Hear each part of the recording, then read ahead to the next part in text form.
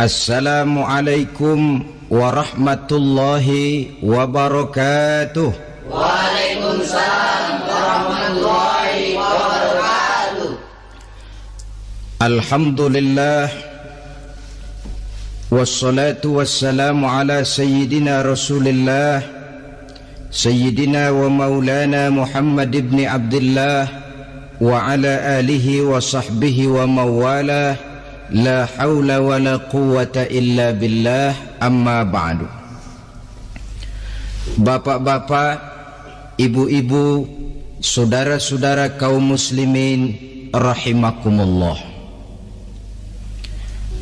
sudah menjadi keyakinan dalam kehidupan kita bahwa segala yang ada permulaannya tentu akan ada penghabisannya. Setiap yang punya awal mesti akan punya akhir. Tidak ada keabadian dalam kehidupan dunia ini. Semuanya datang dan pergi silih berganti, berubah oleh pergeseran masa dan pertukaran waktu. Demikianlah kalau kita mau merenungi kehidupan dari alam di sekitar kita. Sejak dari kehidupan tumbuh-tumbuhan, binatang, sampai kepada kehidupan kita, makhluk bernama manusia. Lihatlah kita manusia misalnya. Dimulai sejak kita terlahir ke alam ini, keluar dari alam rahim ibu, menjadi bayi yang merah tidak berdaya, untuk kemudian berangsur meningkat menjadi anak-anak. Dari kehidupan anak-anak berubah lagi kita menjadi remaja dengan segala keceriaan dan kelincahannya, dan dari masa remaja naik lagi kita memasuki usia dewasa, untuk kemudian berangsur memasuki hari tua. Lalu setelah kita memasuki hari tua, sehari, seminggu, sebulan, setahun, sampailah kita kepada batas waktu yang telah ditentukan oleh Allah, yang dinamakan ajal, dan bertemulah kita dengan yang disebut maut. Ini merupakan kepastian dalam kehidupan. Kalau saja kita mau merenung perubahan-perubahan yang terjadi pada diri kita, seharusnya membuat kita insaf dan sadar. Dikala remaja kita begitu lincah, punya rambut yang hitam ikal berderai, punya lesung di pipit, punya senyum yang indah menawan setiap orang yang melihat, punya kulit yang kencang dan bersih. Manakala kita memasuki hari tua, perubahan frontal pun terjadi. Kulit mulai jadi keriput, rambut yang tadinya hitam ikal berderai mulai memutih, nikmat berkurang, gigi yang tadinya utuh dan sanggup mengunyah apa saja, satu demi satu permisi meninggalkan kita. Sangat boleh jadi dikala remaja kita senyum semua orang terpikat. Dikala hari tua dengan kulit yang keriput dan gigi yang tidak ada lagi, manakala kita senyum mungkin orang bakal lari dari sekitar kita. Kemana keindahan yang tadinya begitu menawan? Kemana senyum lesung pipit yang tadinya menarik perhatian orang? Pergi meninggalkan kita, berubah oleh pergeseran masa dan pertukaran waktu. Nah, bila maut datang menjemput kita, selesailah kehidupan sampai di situ? Ternyata belum. Kalau lahir merupakan perpindahan hidup dari alam rahim ke alam dunia, maka mati hakikatnya merupakan perpindahan hidup dari alam dunia ini ke alam kehidupan yang berikutnya, yang dinamakan dengan alam barzakh. Andai kata hidup cuma sekali, Secara moral kita sanggup berkata, alangkah tidak adilnya Tuhan. Kenapa? Dalam kehidupan ini kan aneka ragam terjadi. Ada orang yang zolim, ada orang yang dizolimi. Ada orang yang membunuh, ada orang yang terbunuh. Ada orang yang kaya, ada orang yang miskin. Ada orang yang jujur, ada orang yang menghalalkan segala cara. Sehingga banyak ketidakadilan yang terlepas daripada pengadilan dunia. Lalu orang pun bilang, di dunia ini katanya banyak pengadilan tapi sulit keadilan. Di dunia ini mudah mencari pengadilan tapi sulit untuk mencari ketidakadilan.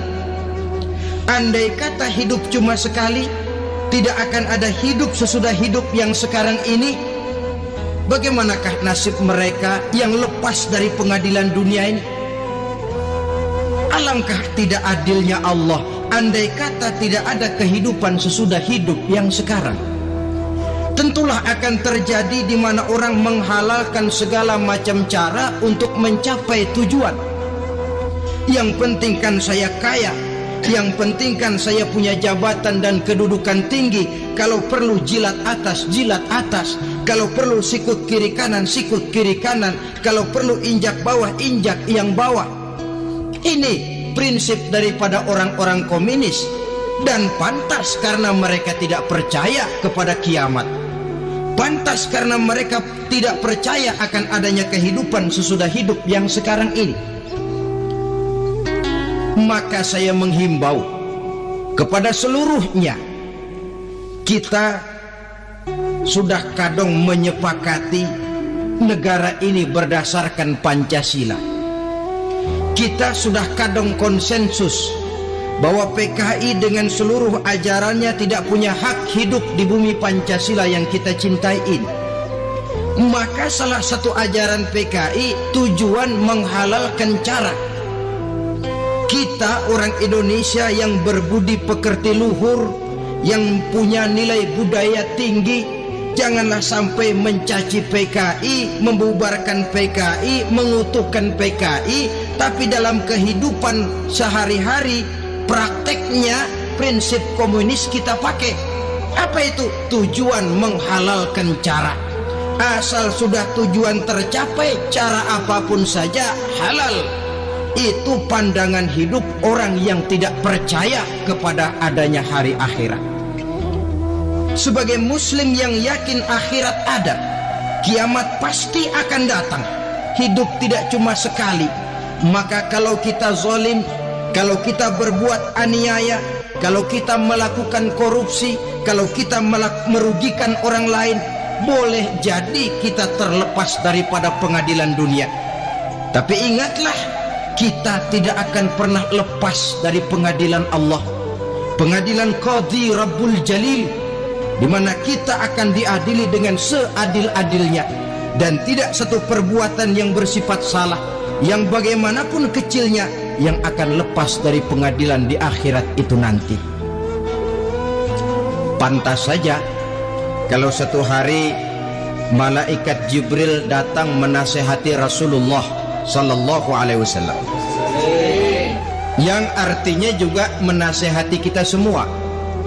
Apa kata malaikat Jibril kepada baginda Nabi? Ya Muhammad, ish ma syi'ta fa innaka mayyitun. Hai Muhammad, hiduplah semau kamu, tapi jangan lupa kamu pasti akan mati. Kalau memang dilarang tidak terlarang, dicegah tidak tercegah, kamu mau melaksanakan hidup menurut maumu sendiri, persilahkan, hiduplah menurut mau dan gayamu. Tapi jangan lupa, fa innaka mayyitun, satu saat kau pasti bakal mati. Dan mati itu bukan akhir dari segalanya, dia babak baru bagi kehidupan selanjutnya. Silakan hidup menurut maumu, tapi jangan lupa kau pasti akan mati. Wa'mal ma syi'ta fa innaka majziyun bih. Kerjakan apa saja yang kamu mau, Kalau kau mau menghalalkan segala macam cara, persilahkan halalkan segala macam cara. Tapi jangan lupa kau akan mendapat balasan dari seluruh amal perbuatanmu. Wa ahbib ma syi'ta fa innaka mufariquhu. Dan cintailah apa saja yang mau kau cintai. Kau cintai anak istrimu, silahkan. Kau cintai harta bendamu, tafaddal. Kau cintai tanah airmu, kau cintai pangkat dan jabatanmu, persilahkan. Tapi jangan lupa, fa innaka mufariquhu, kau pasti akan berpisah dan akan meninggalkan segala yang kau cintai itu. Apa artinya ini buat kita? Ternyata sesudah maut datang menjemput kita, ada kehidupan sesudah hidup yang sekarang ini. Ini yang mendorong kita untuk dalam kehidupan di dunia ini tidak melakukan prinsip saenake dhewe, semaunya sendiri saja, asal perut kenyang, asal pangkat tinggi, asal harta dapat. Masa bodoh dengan merugikan orang lain, masa bodoh dengan menipu orang lain. Iku jenenge saenake dhewe. Muslim tidak diajarkan. Ingat manusia, setelah kau mati, setelah kiamat datang, kau akan dibangkitkan, kau akan dimintakan pertanggungan jawab tentang kehidupan yang sekarang ini. Saudara hadirin, oleh sebab itu kalau kita bicara soal kiamat, soal akhirat, ini memang masalah yang gaib, yang sepenuhnya tidak bisa dicernakan dengan kemampuan penalaran intelektual. Dasar di dalam membicarakan ini tidak lain adalah iman kita kepada Allah Subhanahu wa ta'ala. Bukan cuma zaman sekarang, dari zamannya Nabi, orang itu kalau sudah bicara kiamat, bicara akhirat, ada yang ragu-ragu, ada yang menolak sama sekali. Bukan dari zaman sekarang, dari zaman dulu.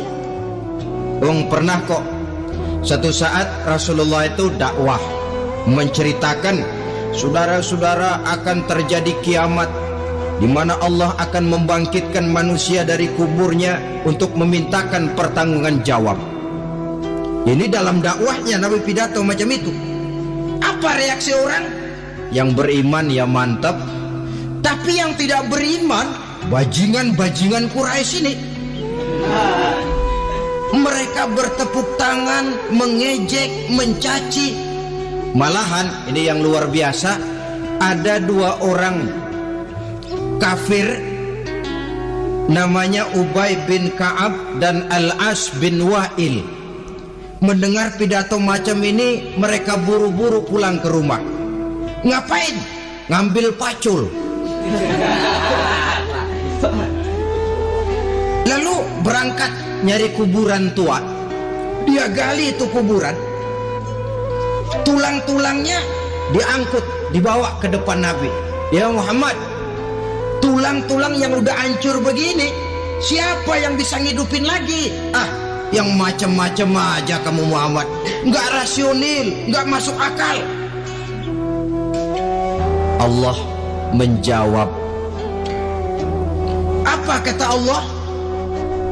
وَضَرَبَ لَنَا مَثَلًا وَنَسِيَ خَلْقَهُ قَالَ مَنْ يُحْيِي الْعِظَامَ وَهِيَ رَمِيمٌ قُلْ يُحْيِيهَا الَّذِي أَنْشَأَهَا أَوَّلَ مَرَّةٍ وَهُوَ بِكُلِّ خَلْقٍ عَلِيمٌ. Mereka memberikan perumpamaan kepada kami, kata Allah. Mereka melupakan asal kejadiannya. Mereka bertanya, siapa yang sanggup menghidupkan tulang belulang yang sudah hancur kayak begini? Qul yuhyiha alladhi ansha'aha awwala marrah.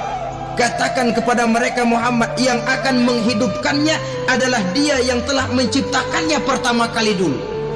Kalau Dia sanggup menciptakan, Dia tentu lebih sanggup lagi untuk mengembalikan reproduksi ciptaan itu sebagaimana semula.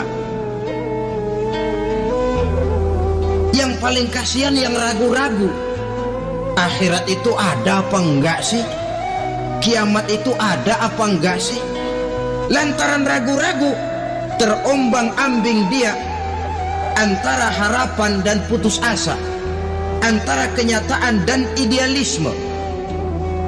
Ada yang buta sama sekali 100% terhadap keadaan-keadaan sesudah mati. Perhatian mereka hanya tercurah kepada kehidupan sebelum mati.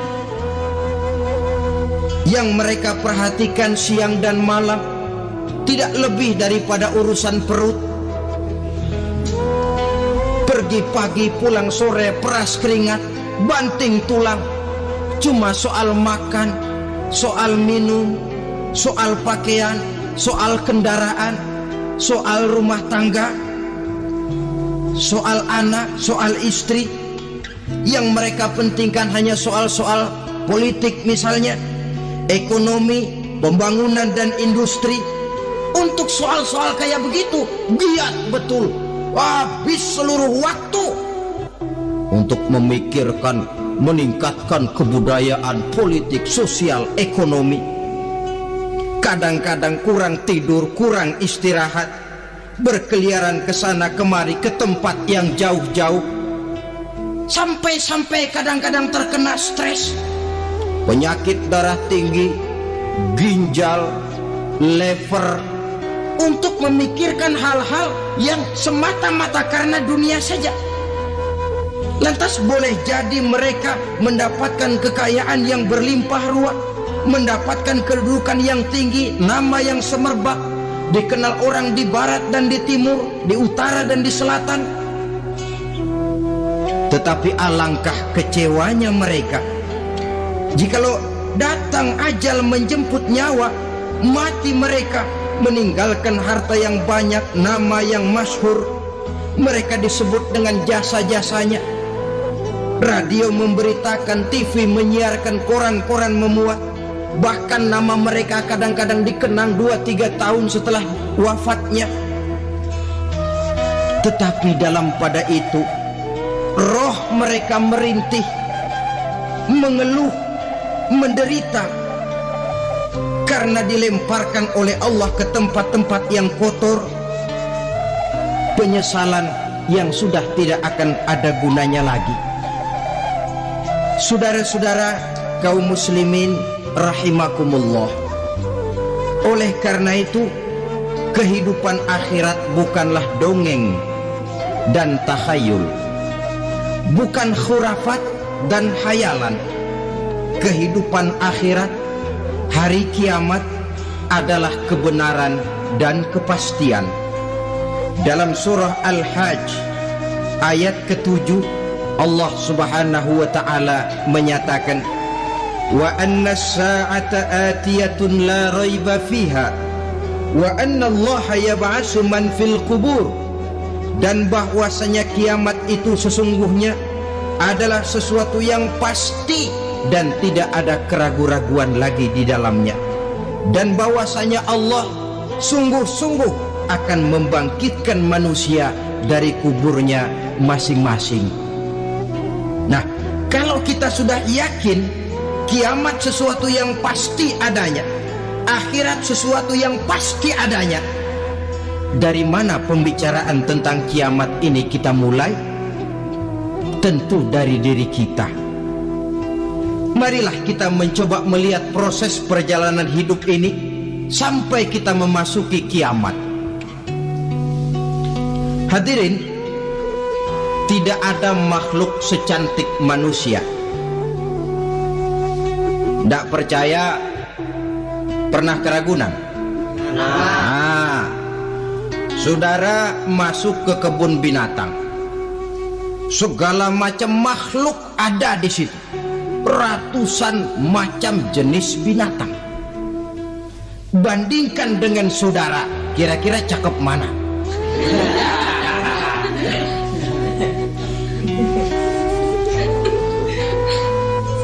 Dari seluruh makhluk yang diciptakan Allah itu, manusia fi ahsani taqwim, dalam bentuk yang paling sempurna, sejak susunan biologis sampai kemampuan berpikir.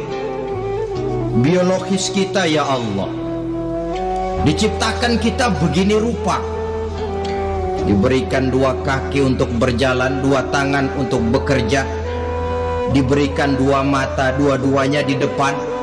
Pernah saudara mikir kalau mata kita yang satu di depan, yang satu di belakang? Rasanya nggak laku kacamata itu.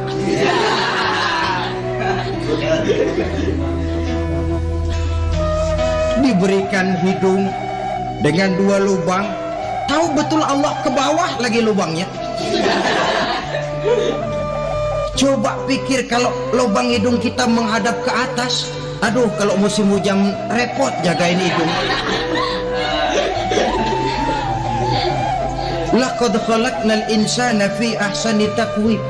Sungguh telah kami ciptakan manusia dalam bentuk kejadian yang paling sempurna ketimbang makhluk-makhluk Allah lainnya. Nah, kesempurnaan manusia ini oleh karena hidupnya terdiri dari 2 unsur pokok. Pertama unsur jasmani dan kedua unsur rohani. Jasad dan roh. Jasad yang terlihat sekarang ini, potongan saudara yang ngejedok di depan saya ini jasad saudara. Ini yang berasal dari sari mepati makanan yang dimakan oleh bapak ibu kita. Lalu hasil kerjasama yang baik antara ibu dengan bapak, terwujudlah kita. Kalimat langsungnya, jasad ini berasal dari tanah yang tadi berubah dari bayi, remaja, dewasa, meningkat hari tua. Yang berubah itu jasmani kita. Kenapa? Karena jasmani itu materi, benda, daya tahannya terbatas. Dia berubah oleh pergeseran masa dan pertukaran waktu. Apa ada orang makin tua makin cakep? Jasmani oleh karena dia materi, dia berubah oleh pergeseran masa dan pertukaran waktu. Nah, yang menyebabkan jasmani itu bergerak karena ada roh di dalamnya. Ini yang menyebabkan kehidupan. Ini yang menjadi sumber kehidupan, pusat kesadaran dan pengertian dalam kehidupan manusia. Tanpa roh dalam diri kita, maka jasad kita. Pernah lihat orang mati? Nah, itu kalau orang mati, coba perhatikan. Apanya yang kurang? Kupingnya masih ada, tapi sudah tidak sanggup mendengar. Matanya masih lengkap, tapi tidak mampu melihat. Jangankan melihat, terbuka saja tidak. Mulutnya masih ada, tapi sudah tidak bicara lagi. Telinganya cukup, tapi sudah tidak sanggup mendengar. Kakinya lengkap, tapi tidak mampu lagi berjalan. Apa penyebabnya itu? Ternyata jasmani kita, jasad ini, manakala sudah ditinggalkan oleh roh, dia tidak akan bisa berdaya apa-apa. Tidak mampu berjalan, tidak pula berbuat, tidak pula bekerja apapun saja. Saudara-saudara, dua-duanya punya kebutuhan. Jasmani ada kebutuhannya, rohani pun ada kebutuhannya. Jasmani yang jelas perlu makan, perlu minum, perlu tidur, perlu pakaian, dan sebagainya. Nah, apabila saat berpisah datang, ajal sampai, berpisahlah roh dan jasad. Dan itulah yang dinamakan dengan maut. Jadi apa sih mati itu? Mati adalah berpisahnya roh dengan jasad. Sebab itu Islam sangat menganjurkan kita untuk banyak-banyak mengingat mati. Bagaimana caranya mengingat mati? Pertama, mati itu kan pasti. Kira-kira yang hadir di sini ada yang nggak mati nggak kira-kira? Ya. Semuanya bakal mati kan? Ya. Berani? Berani. Sekarang mau? Saudara, Sebenarnya kalau kita merenung lebih jauh, orang itu tidak perlu takut mati, walaupun tidak boleh terlalu berani menghadapi mati. Karena bagaimanapun takutnya kita kepada mati, toh dia pasti datang.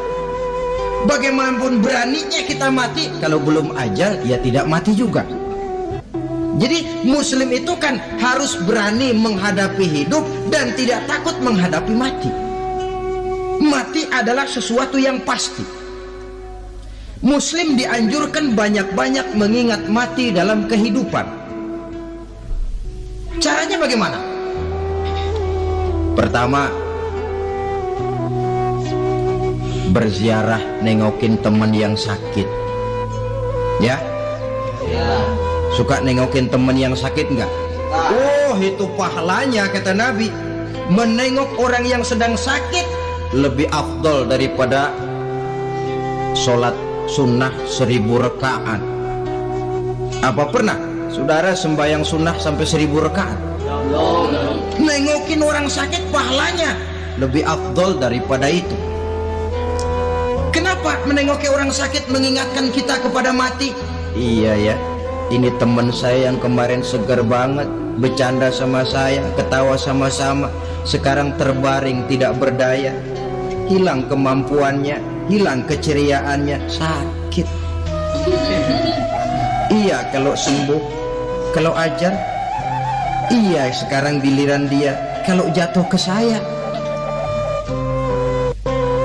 Lalu menghibur teman dengan kata-kata yang enak, yang akan mendatangkan sugesti supaya dia cepat sembuh. Jangan nengokin orang sakit, jujur, sakit apa lu? Perut. Emang temen gua kemarin sakit begini mati. Wah, itu orang bisa jadi shock lantaran etika kita tidak akan sampai ke sana. Menjenguk orang sakit akan mengingatkan kita kepada mati. Apalagi ziarah kubur. Ada yang orang tuanya sudah meninggal?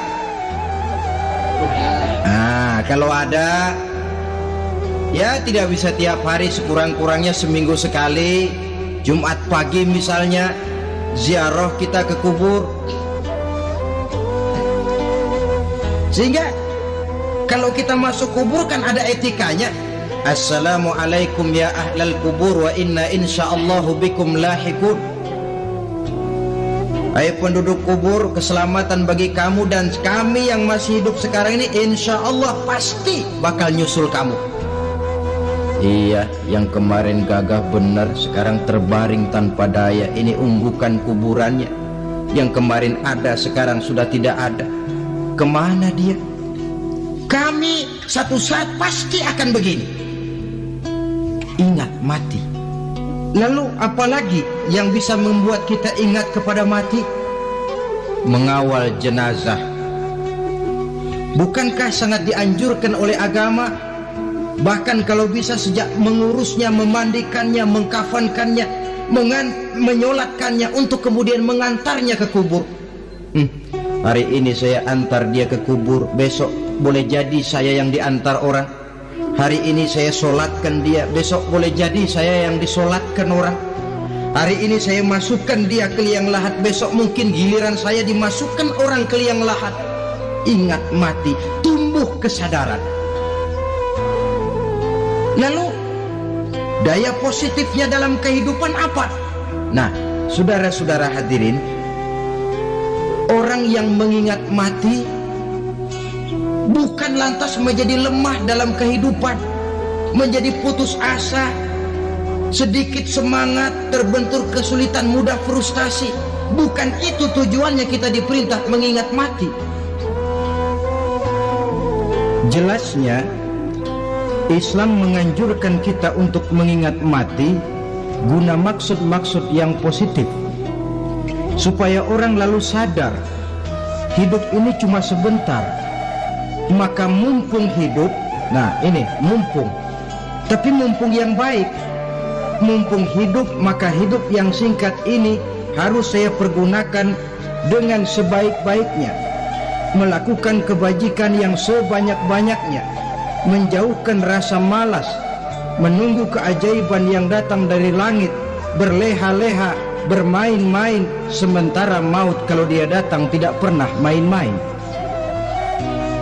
Pantas kalau seorang penyair bernama Syauqi memesankan, tazawwad bittaqwa fa innaka la tadri iza hanna al-lailu hal ta'ishu ila al-fajri, kam min sahihin mata min ghairi illatin wa kam min alilin 'asha hinan min ad-dahri.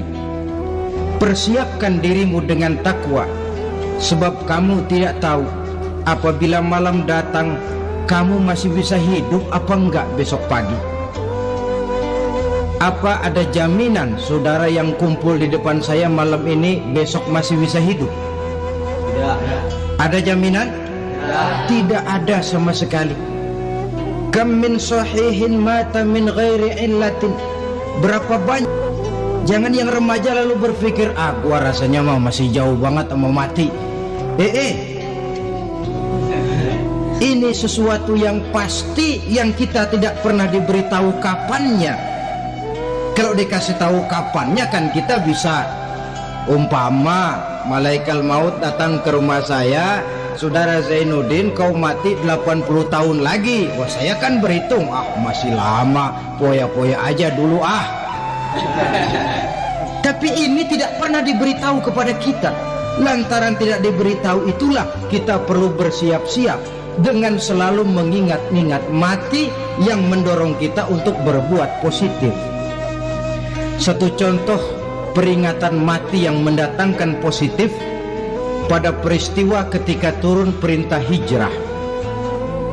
Ketika di Mekah sudah terpepet turun perintah hijrah. Ini sahabat yang berangkat hijrah, jangan dikira semua bulat hati. Ada yang mikir, kalau saya hijrah berangkat dari Mekah ke Madinah, nanti di tengah jalan dicegat oleh kafir Quraisy lalu dibunuh, mati saya. Takut mati. Allah peringatkan, kullu nafsin za'iqatul maut. Kamu disuruh hijrah saja takut mati, padahal kamu tahu semua yang hidup bakalan mati.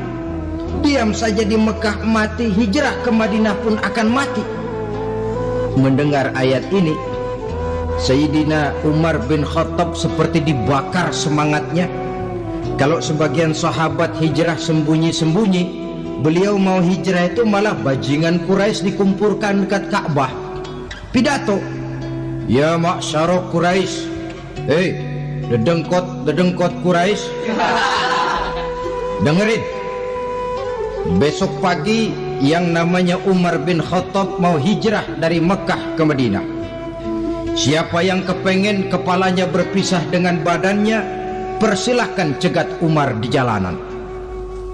Besok dengan tenang dia berangkat hijrah, gak ada yang berani nyegat. Tuh Quraisy juga barangkali mikir, gue ngapain nyegat penyakit. Begitu ingat mati, timbul semangat juang, timbul semangat berbuat. Ini ingat mati yang positif, bukan yang melemahkan semangat. Dah jangan kerja rajin-rajin dah, lu bakalan mati. Ini ingat mati yang salah pasang. Ingat mati seharusnya mendorong manusia untuk berbuat lebih tekun.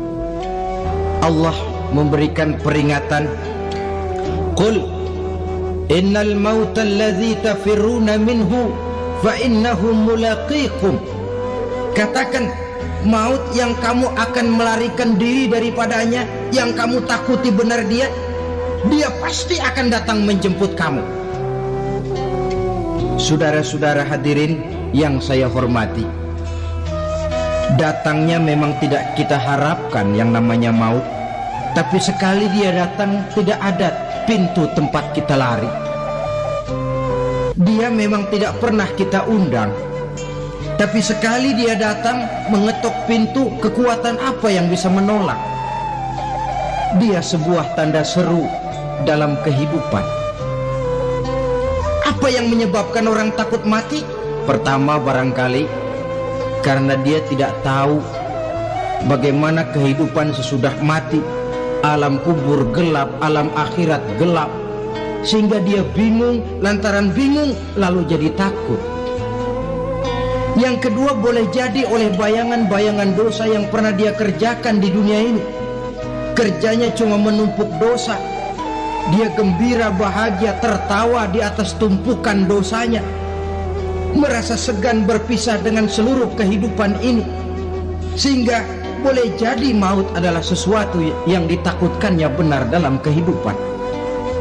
Tapi bagaimanapun takutnya, tidak ada tempat lari dari dia. Dalam ayat lain Allah jelaskan, "Ainama takunu yudrikumul mautu walau kuntum fi burujim musayyadah." Di mana saja kamu berada, dalam benteng yang paling tangguh sekalipun, maut pasti akan datang menjemput kamu. Nah, bagaimana caranya maut datang menjemput kita? Bila datang dia, sang malaikat pencabut nyawa, malaikat Israel namanya, hendak mengambil roh kita. Dalam suasana macam begitu, di akhir kehidupan dunia, dalam berhadapan dengan sakaratul maut, terbagilah manusia dalam dua bagian besar. Pertama, yang menghadapi sakaratul maut itu dengan husnul khatimah, baik di akhirnya, sehingga pada saat ruhnya berpisah dengan jasadnya, kelihatan dia seperti senyum, mukanya cerah.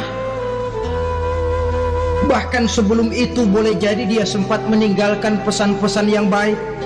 Ada yang sempat azan, ada yang sempat baca Quran. Pernah kan nemui orang yang mau mati seperti itu? Yang sempat azan, yang sempat baca Quran, yang sempat meninggalkan wasiat-wasiat yang baik. Sebab apa? Malaikat maut datang menjemput mereka juga dengan baik-baik. Dicabut ruhnya perlahan-lahan, tapi sungguh pun perlahan-lahan. Pedihnya, sakitnya tetap tiada tara. Rasulullah Sallallahu Alaihi Wasallam, dikala beliau hendak berhadapan dengan sakaratul maut, diceritakan mencelupkan tangannya ke dalam gelas berisi air, lalu mengusapkannya ke muka beliau seraya berdoa, "Ya Allah, mudahkan saya dalam menghadapi sekarat ini." Beliau juga yang mengatakan bahwa sakitnya sakaratul maut sama dengan 300 kali bacokan pedang. Sehingga kita diajarkan doa. Di antara doa selamat itu kan ada, Allahumma hawwin alaina fi sakaratil. Ya Allah, mudahkan saya di dalam menghadapi sakaratul maut itu.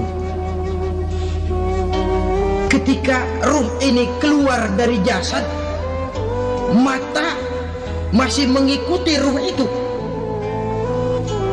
Jika kadang-kadang ada yang matanya terbelalak dan tidak sempat ditutup, terbuka terus, mengikuti ruh itu keluar dari jasadnya. Adapun golongan kedua, manusia yang ketika berhadapan dengan sakaratul maut mendapatkan su'ul khatimah, jelek di penghabisannya. Sekaratnya sudah setengah mati, lalu jelek juga di akhirnya, mati dalam keadaan yang tidak baik, tidak terpuji. Ada yang lagi megang kartu, mati. Ada yang lagi di tempat ngadu ayam, mati. Ada yang lagi di tempat pelacuran, mati. Ada yang lagi megang botol minuman keras, mati. Nih barangkali malaikat maut gemes banget nariknya, lu bajingan, lu tarik terus dan mati su'ul khatimah. Makanya bagus itu kadang-kadang di majelis-majelis taklim kan sering dibaca, ya Allah biha, ya Allah biha, ya Allah bihusnil khatimah. Kan ada itu? Ada enggak? Saudara hadirin, mohon agar oleh Allah kita diberikan husnul khatimah, baik di saat ruh akan berpisah dengan jasad. Ini sesuatu yang pasti. Sang malaikat maut datang menjemput nyawa. Setelah ruh berpisah dari badan, maka tinggallah sang badan, ditangisi oleh semua yang kita tinggalkan, sehingga kepada putrinya Fatimah, ketika malaikat maut datang hendak menjemput baginda Nabi, beliau berkata kepada anaknya, Fatimah, kamu tahu siapa yang datang? Saya tidak tahu, Bapak. Yang datang hadimul lazat, itu dia yang menghancurkan seluruh kesenangan dunia. Waqati'us syahwat, yang memisahkan kita dengan seluruh yang kita cintai. Dia malaikat maut, Pak. Manakala jasad sudah ditinggalkan oleh ruh, itulah yang dikerubungi orang. Anak menangis, istri menangis, orang tua bersedih, teman-teman merasa kehilangan, menangisi jasad. Diuruslah jasad kita, dimandikan sebagaimana mestinya, dikafankan dengan kain putih 3 lembar. Itu yang hendak kita bawa kembali ke tempat asal kita. Pakaian sutra, jas yang mereknya Switzerland wool, kain yang Samarinda, sepatu yang Belly atau Beltoni, jam tangan yang Rolex, kendaraan yang serba mewah, tidak ada yang menyertai kita. Kain putih 3 lembar itu saja lagi. Demi setelah dikafankan, dibujurkan kita menghadap ke arah kiblat. Orang banyak pun datang menyolatkan kita dengan 4 takbir, diiringi dengan doa. Lalu upacara pelepasan, berangkat kita meninggalkan anak, istri, suami, kampung halaman, tanah air, bahkan alam dunia ini. Selamat tinggal alam dan seluruh isinya. Tinggallah yang tinggal. Saya akan kembali ke tempat asal dari mana saya datang, untuk kembali mempertanggungjawabkan seluruh perbuatan saya dalam kehidupan ini. Manakala upacara pelepasan selesailah sudah, dimasukkan kita ke keranda jenazah, digotong orang, bismillah wa ala millati rasulillah, dibawa ke tempat peristirahatan terakhir katanya.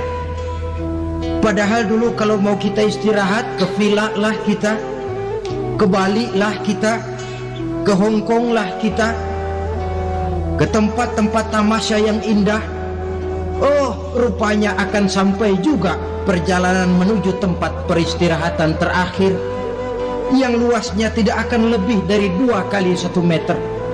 Diusung orang kita, diantarkan orang banyak. Manakala sampai ke atas liang lahat, pengusung jenazah dibuka, diturunkan kita ke liang lahat, dibaringkan. Gumpalan tanah akan jadi bantal kita.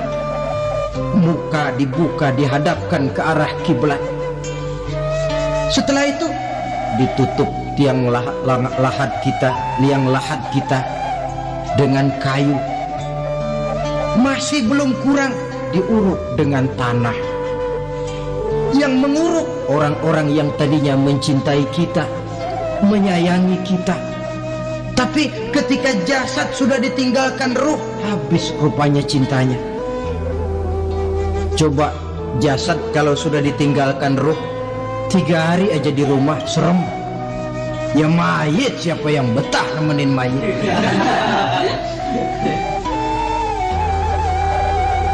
Lalu bila upacara pemakaman selesai, maka berusahalah semuanya. Para pengantar akan kembali ke rumahnya masing-masing. Maka masuk kita ke alam kehidupan, yaitu yang disebut alam barzakh atau alam kubur. Apa selesai hidup sampai di situ? Tidak. Hanya beberapa langkah setelah yang mengantar kita pulang. Diriwayatkan dalam hadis Bukhari dan Muslim, bila seseorang sudah diletakkan di kuburnya, lalu yang mengantar kembali pulang, maka roh si mayit akan dapat mendengar bunyi terompah orang yang pulang itu. Bunyi terompahnya terdengar. Datang dua malaikat menanyakan dia dengan pertanyaan-pertanyaan yang kalau bisa dijawab dengan betul, dua malaikat yang bernama Munkar Nakir akan bilang, jawabanmu betul, tenanglah kau di sini, naumatal arus, tidurlah kau di sini seperti tidurnya pengantin. Orang yang baik-baik di alam kuburnya akan mendapat nikmat kubur, sehingga masa penantian yang lama. Sebab jangan lupa, kita masuk ke kubur itu kan menunggu sampai datangnya hari kiamat. Jadi kalau kiamat umpama masih 1000 tahun lagi, ya 1000 tahun kita menunggu. Orang yang baik-baik penantian di alam kubur, kata malaikat, naumatal arus, tidurlah kamu seperti tidurnya pengantin. Bagaimana sih tidurnya pengantin? Nggak berasa. Iya, kata anak sekarang, endah aja udah. Begitu menerusin pagi, kata lakinya, malam sebentar bener ya Neng. Sebentar betul katanya malam. Iya tentu saja tidak terasa. Kenapa? Dia tidak pernah memikirkan waktu. Terbawa oleh kenikmatan dan kelezatan yang dirasakannya dalam kehidupan. Tapi orang kafir, orang yang dosanya bertumpuk, tidak sanggup menjawab pertanyaan dua orang malaikat, maka dia akan mendapat azab di alam kuburnya terus menerus siang dan malam sampai datangnya hari kiamat. Ibarat maling ayam ketangkep, belum masuk pengadilan udah digebugin duluan. Kan begitu kan? Ada maling ayam nggak di sini? Nah, itu yang nyaut tadi pengalaman itu. Di sidang belum divonis, belum digebugin babak belur. Saudara hadirin, maka alam kubur bisa merupakan raudhatun min riyadil jannah, taman di antara taman-taman surga, pun juga bisa merupakan hufratun min hufarin niran, menjadi liang daripada neraka. Ada lagi riwayat yang dari Imam Muslim yang diperoleh dari Zaid bin Sabit. Zaid bin Sabit cerita, satu hari kami bersama Rasulullah sallallahu alaihi wasallam berada dalam kebun kepunyaan Bani Najjar. Rasulullah sedang duduk di atas keledai. Tiba-tiba entah bagaimana itu keledai terkejut, kaget, berontak, hampir Rasulullah jatuh. Rasulullah kemudian bertanya, rupanya di kebun itu ada kuburan tua, 5 atau 4 kuburan. Rasulullah lalu bertanya, saudara-saudara ada yang tahu nggak ini kuburan siapa? Nggak ada ya Rasulullah. Memang kenapa? Ini penghuni kuburnya lagi disiksa oleh Allah. Andai kata boleh saya mohon kepada Allah supaya kamu dengar seperti yang saya dengar, andai kata saja kamu kuat mendengarnya, saya pasti akan berdoa. Tapi sayang, saya yakin kamu pasti tidak akan kuat mendengar mereka mendapat azab di kuburnya. Hadis sahih riwayat Imam Muslim dari Zaid bin Sabit. Kehidupan di alam barzah. Pak, iya kalau yang matinya dikuburin. Lah kalau yang matinya diceburin ke laut, dibakar, di medan perang hilang gak ketahuan kemana jenazahnya. Saudara, hilang kek, dikubur kek, di dalam lautan direndam kek, itu kan cuma logika kita.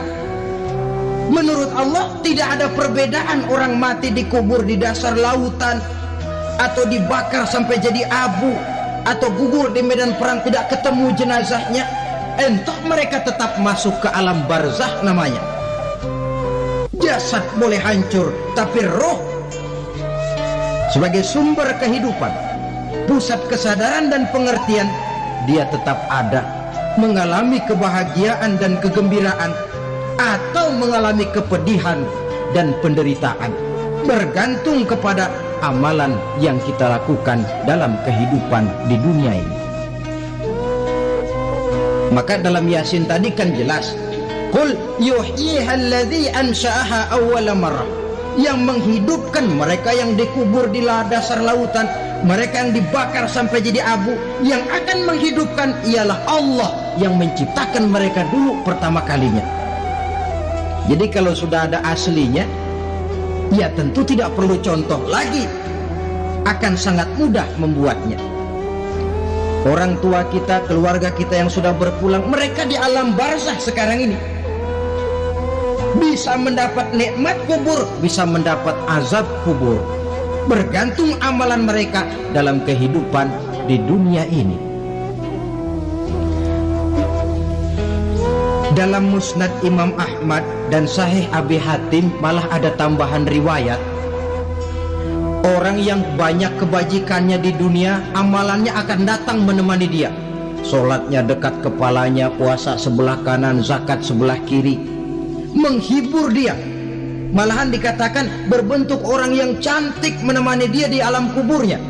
Aneh, dia tanya, man anta lam ara fid dunya ajmal minka, siapa kamu? Di dunia ini belum pernah saya melihat orang secantik kamu. Dia jawab, ana amaluka soleh, saya adalah amalmu yang soleh yang kau kerjakan waktu di dunia. Saya sekarang diperintahkan untuk menemani kamu di sini. Alhamdulillah. Sedangkan amalnya yang jahat akan datang dalam bentuk yang menyeramkan menemani dia di sana. Bayangin dah, di kuburan ditemenin yang serem-serem. Sama juga di dunia. Di dunia, kalau kita di tempat gelap ditemenin orang cakep, enak nggak? Wah, pengalaman. Tapi coba bayangin, sudah tempatnya gelap, yang nemenin jelek nggak ketulungan, gerah kita. Nah, saudara hadirin yang saya hormati, lalu bagaimana tempat arwah-arwah yang sudah kembali menghadap Allah yang disebut mustaqarrul arwah itu? Macam-macam tingkatannya sesuai dengan profesi dan amalannya waktu di dunia. Ada roh-roh itu yang setelah pisah dengan jasad, artinya mati, ditempatkan di tempat yang disebut a'la iliyin, tempat yang tertinggi. Siapa ini? Arwahnya para nabi dan para rasul.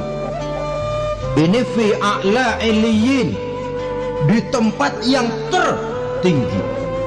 Arwahnya para nabi, arwahnya para rasul. Dan karena kita bukan nabi, bukan rasul, ya jangan mimpi dapat tempat fi a'la iliyin, kecuali kalau Allah menghendaki. Itu hak prerogatif Allah, tapi kan tidak adil kalau Allah melakukan itu. Ini kelompok roh-roh yang masuk golongan VIP. Wah, the first class. Para nabi, para rasul. Lalu ada pula roh-roh itu yang setelah pisah dengan jasadnya diumpamakan seperti burung-burung hijau yang berterbangan di perkebun-kebunan surga. Roh siapa mereka ini? Rohnya para syuhada, orang-orang yang mati syahid gugur membela agama. Nah, ini bedanya orang mati syahid dengan pahlawan, ya. Apa bedanya syuhada dengan pahlawan? Kalau syuhada, orang yang gugur membela agama, niatnya karena Allah, mati syahid. Kalau pahlawan, orang yang gugur membela negara, orang yang dianggap berjasa kepada pemerintah. Klimaksnya, kalau orang mati syahid jelas surga, tapi pahlawan belum tentu surga. Kenapa? Bergantung kepada negara macam apa yang dibelanya dan pemerintah model mana yang dibelanya. Di negara-negara komunis misalnya, banyak nggak pahlawan? Banyak. Dengan sekian tanda jasa yang mati di medan perang dan sebagainya. Kira-kira pahlawan komunis masuk surga enggak? Ya. Ya, kalau pahlawan komunis masuk surga, kita enggak kebagian kapling di surga barangkali. Inilah bedanya pahlawan dengan orang mati syahid.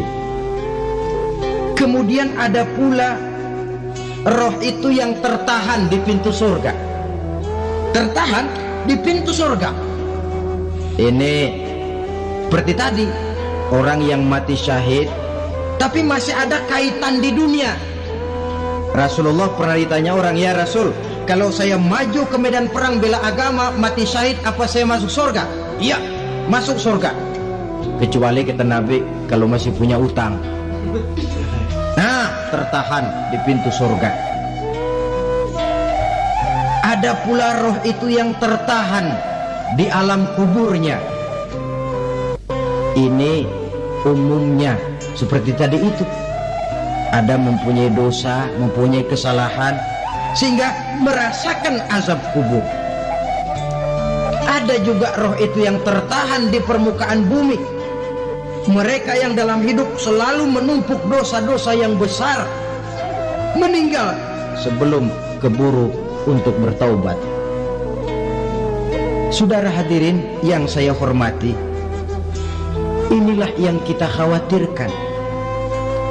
Sebab jikalau pada saat roh sudah datang, jikalau saatnya roh datang berpisah dengan jasad, menemukan sakaratul maut, saat itu taubat sudah tidak akan ada gunanya lagi. Masuk ke alam kubur, mendapat azab kubur sampai datangnya hari kiamat. Berapa lama di alam kubur ini? Menunggulah kita sampai datang saatnya kiamat. Nah, saudara-saudara, apa tanda-tanda hari kiamat? Kapan dia akan datang? Bagaimana hal ihwal manusia pada saat terjadi kiamat? Bagaimana alam ini, bagaimana perhitungan di padang mahsyar? Insya Allah akan saya ungkapkan pada bagian kedua dari ceramah ini. Insya Allah kita akan lanjutkan pembicaraan ini sampai kepada terminal paling akhir, surga dan neraka. Inilah saja pertemuan kita pada kesempatan kali ini. Terima kasih banyak atas segala perhatian. Mohon maaf atas segala kekurangan. Wabillahi taufiq wal hidayah. Wassalamualaikum warahmatullahi wabarakatuh. Waalaikumsalam warahmatullahi wabarakatuh.